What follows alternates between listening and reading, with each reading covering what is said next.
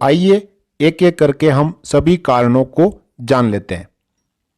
देखिए, यदि आप एक डिफेंस पेंशनर है और यदि आपने अपना जीवन प्रमाण जमा करवा दिया है तो जांच कर ले कि कहीं आपने नीचे लिखे बिंदुओं में से कोई गलती तो नहीं की है। यदि कोई गलती हुई है तो दोबारा से अपना जीवन प्रमाण जमा कर दें। सबसे पहले यदि आपका माइग्रेशन स्पर्श में हो गया है तो चेक करें कि क्या आपने लाइफ सर्टिफिकेट 12वें डिजिट के स्पर्श पीपीओ के साथ ही जमा किया है। कहीं 14 डिजिट के स्पर्श यूजर नेम को स्पर्श पीपीओ समझकर तो आपने अपना जीवन प्रमाण जमा तो नहीं कर दिया है।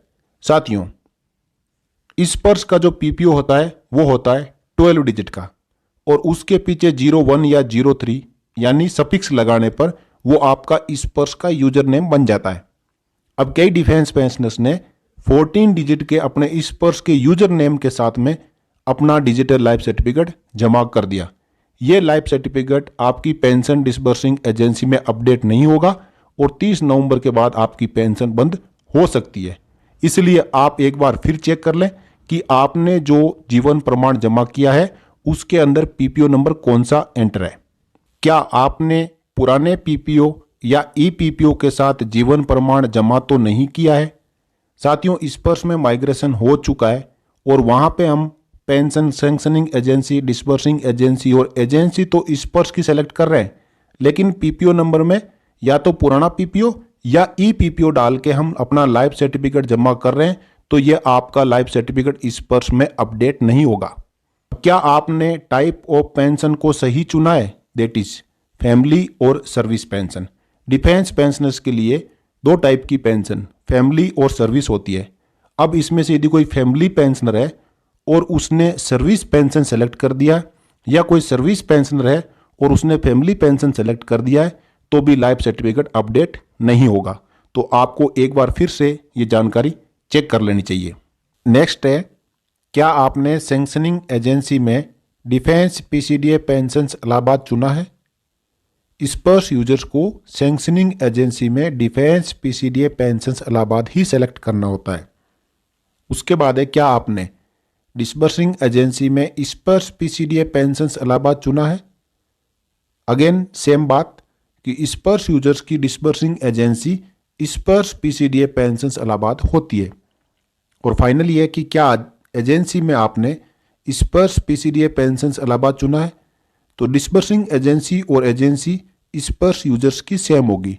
तो यहाँ पे सैंक्शनिंग एजेंसी, डिसबर्सिंग एजेंसी और एजेंसी में जो यहाँ पे बताए गए हैं, यदि इनके अलावा आपने चुना है तो आपका डिजिटल लाइफ सर्टिफिकेट स्पर्श द्वारा एक्सेप्ट नहीं किया जाएगा। नेक्स्ट है साथियों, क्या आपके स्पर्श प्रोफाइल में आधार नंबर अपडेट है।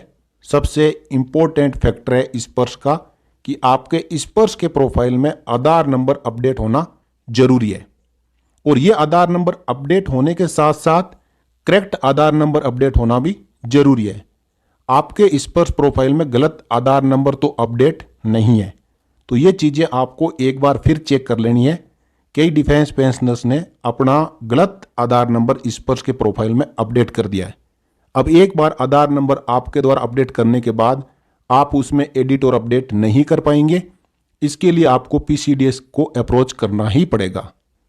साथियों, आपने जब अपनी माइग्रेशन की स्थिति चेक की होगी तो वहां पे आपने देखा होगा कि आधार नंबर भी अपडेट दिखा रहा है, पैन कार्ड नंबर भी अपडेट दिखा रहा है। लेकिन जब आप स्पर्श में पेंशन डाटा वेरिफिकेशन करने के बाद जब लॉगिन करते हैं तो आपसे वहां पे कहा जा रहा है कि आपका आधार नंबर आपके स्पर्श के प्रोफाइल में अपडेट नहीं है। तो एक तरफ जब आप अपना माइग्रेशन की स्थिति पीसीडी की वेबसाइट पे चेक करते हैं तो वहां पे आपका आधार नंबर अपडेट दिखाया जाता है, लेकिन स्पर्श के प्रोफाइल में अपडेट नहीं दिखाया जाता है। तो इस स्थिति में यदि आप लाइफ सर्टिफिकेट जमा करोगे तो आपका लाइफ सर्टिफिकेट एक्सेप्ट नहीं होगा। आपने देख लिया होगा पीसीडी की वेबसाइट में अपडेट है, लाइफ सर्टिफिकेट जमा कर दिया, लेकिन वो स्पर्श के प्रोफाइल में भी अपडेट होना जरूरी है। अब साथियों, यदि आप आधार नंबर अपडेट करने के लिए जाते हैं और वहां पे आपका आधार डेमोग्राफिक वैलिडेशन फेल हो जाता है तो आपको अपने आधार में जानकारी सही करवाने के बाद जब तक आपका आधार डेमोग्राफिक वैलिडेशन सक्सेस नहीं होता है, तब तक यदि आप डिजिटल लाइफ सर्टिफिकेट जमा करोगे तो वो आपका स्पर्श के प्रोफाइल में अपडेट नहीं होगा। तो इसके लिए क्या आपने अपने स्पर्श प्रोफाइल में आधार डेमोग्राफिक वैलिडेशन सक्सेस होने के बाद ही जीवन प्रमाण जमा किया है?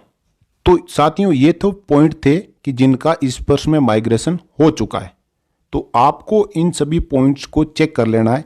इस चेकलिस्ट के अनुसार एक बार आपने जो अपना लाइफ सर्टिफिकेट जमा किया है तो उसको थोरोली चेक कर लेना है। और यदि जिन डिफेंस पेंशनर्स ने अपना लाइफ सर्टिफिकेट अभी तक जमा नहीं किया है और जिनका स्पर्श में माइग्रेशन हो रखा है, तो उनके लिए भी ये सभी पॉइंट बहुत ही जरूरी है। इन सभी पॉइंट्स को चेक करने के बाद ही आप अपना डिजिटल लाइफ सर्टिफिकेट जमा करें। अब बात करते हैं साथियों जिनका स्पर्श में माइग्रेशन नहीं हुआ है। यदि आपका माइग्रेशन अभी तक स्पर्श में नहीं हुआ है तो चेक करें कि क्या आपने अपना लाइफ सर्टिफिकेट बैंक, डीपीडीओ, सीपीडीए में ही जमा किया है। और बैंक, डीपीडीओ, सीपीडीए में जमा करने के दौरान कहीं आपने स्पर्श को अपनी डिसबर्सिंग एजेंसी तो नहीं चुना है। कई डिफेंस पेंशनर्स ऐसा सोचते हैं कि अब से हमें लाइफ सर्टिफिकेट स्पर्श में ही जमा करना है। तो जिनका माइग्रेशन नहीं हुआ है तो ऐसा सोच के कि सभी को स्पर्श में अपना लाइफ सर्टिफिकेट जमा करना है और वहाँ पे यदि डिसबर्सिंग एजेंसी स्पर्श को सेलेक्ट कर लिया है तो आपका यदि माइग्रेशन स्पर्श में नहीं हुआ है तो आपका लाइफ सर्टिफिकेट भी जमा नहीं होगा। और यदि ऐसा आपने किया है तो आप अपना जीवन प्रमाण दोबारा से जमा करें।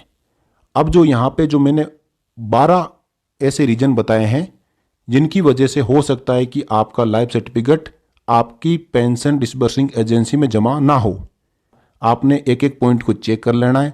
आपने भी इन 12 गलतियों में से कोई भी एक गलती की है तो तुरंत ही आप अपना लाइफ सर्टिफिकेट दोबारा से सही तरीके से जमा करा दें।